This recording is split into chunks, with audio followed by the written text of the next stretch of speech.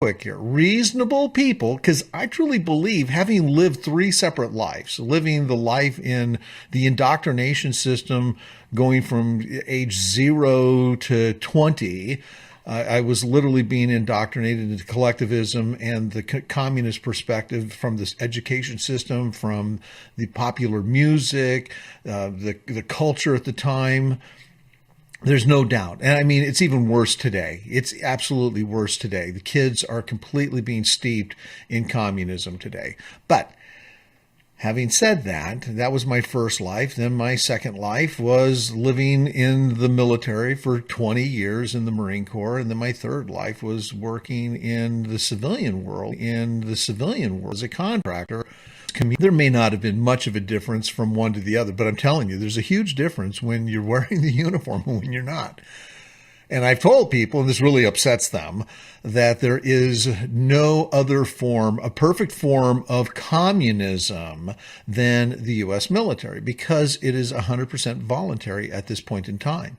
You can always walk away from it, but when you joined, at least at that point in time, you had no control. It was for the good of the state or for the good of the military, for the good of the Corps. You went here. It didn't matter if your kids were, had really important things, whether it be medical. I mean, you could get medical considerations for not being moved, but 9 times out of 10, I mean, that was up to somebody that, if they didn't like you, next thing you know, your butt was moving. So that's how it was, because you were literally subjected to the state, or I should say the military at that point. But it's the same concept. Anyway, reasonable people, I truly believe, in all of these walks of life, most everybody I've dealt with, regardless of their demographics, are really reasonable people. The real problem is that middle part, equally informed. There's so few of us that have the same base in knowledge, other than the indoctrination crap that we found out is probably literally just more crap than anything else. And so the difference between us and the framers way back in the 1700s, late 1700s, when they were framing this nation, all of those men had read practically the same books. They'd read Plato's Republic, Aristotle's Politics, Cicero. They've read all of the great works. They even read some of the new stuff because they didn't have an abundance in, the internet, in access to all sorts of things. If it wasn't in the library and it wasn't in physical print in their hands, they hadn't read it. They may have heard of things. Some things may have been passed down by word of mouth, but most things were, as far as knowledge goes, was really limited to what they had. And that's why they were all equally informed. So that's why they were able to come to an agreement very quickly. You have no idea what a mountain we have to climb to get people to that equal informed. But I'm here to tell you, it's not that big of a mountain, because this isn't rocket science.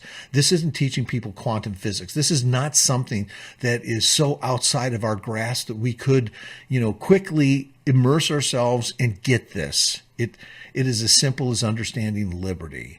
And surprisingly, most people don't understand that. But the third part of that statement, reasonable people equally informed, seldom disagree. And so just like the framers, that's why they could come to an acquiescence, so why they could agree so quickly in moving forward. Now, there were lots of things that were heavily debated, like the process of choosing president. I think they voted well over 60 times in the Constitutional Convention to nail down that process, because they wanted to make sure that we did not have a direct democracy, that we had a representative government. That's why we elected electors to represent us. And these people were the people that were supposed to know, because this is an important position. It's the leader of the federal or the general government. And we just don't want ignorant people being able to vote directly for the person that's promising them the most.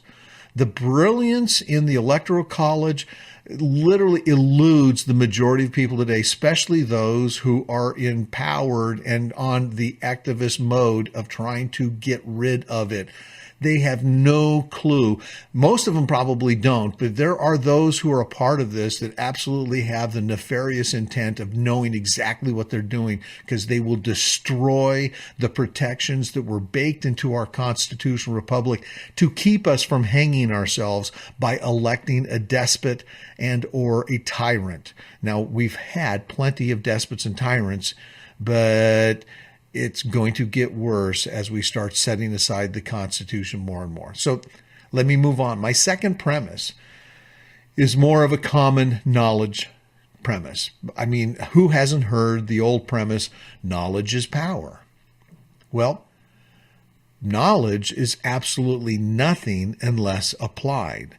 Once it's applied, it becomes power. And so knowledge is very important, but it is absolutely germane. It is absolutely ineffective unless it's being applied. Now, I believe that most people do apply knowledge in their everyday lives, but applying knowledge in the activist mode, or getting into the grassroots and getting involved in using that knowledge in, helping other people understand, in sharing knowledge, that is where knowledge can become infectious. And we want knowledge and power to become infectious. But it is a common knowledge thing that most people understand, that knowledge is power. And so the third part, which was common knowledge way back when, but I hate to say this, it has been one of those things that has been truly lost. But I believe this really brings the whole thing home. And so some of you may go, what? Madison actually said this, and many of the framers said this. People are the fountain of political power. Now, what does this have to do with how these things all work together? Remember, reasonable people equally informed. So if I'm sitting here and I'm equally informing you, then I'm giving you knowledge, which means that in essence, I'm giving you an opportunity to apply power. People are the fountain of political power. If we get to a point where we all agree that we must demand that our Constitution, which was literally and divinely inspired to protect us from ourselves and to protect us from bad players within government, regardless of some of the worst compromise during the Constitutional Convention, which I've talked about on and on and on, was the maintenance of slavery. I mean, this was a huge issue. 3 states held the entire Constitution hostage by demanding, and it was the 2 Carolinas and Georgia, that they demanded that they be able to maintain slavery. And I have been on the record to say that was the worst political compromise they ever made. They should have told them to go packing. We're moving forward based on our founding principles that all men were created equal. That would have cleaned the slate. America would be in such a different position today. We would have had to fight that Civil War. Who knows? Who knows where we would have been, but apparently we weren't smart enough, or that those men didn't have the faith and courage to stand up to those 3 little states and say, go ahead, pack your bags, we can do this without you. And good luck with Spain. And I've said this before. So when I come back, I'll if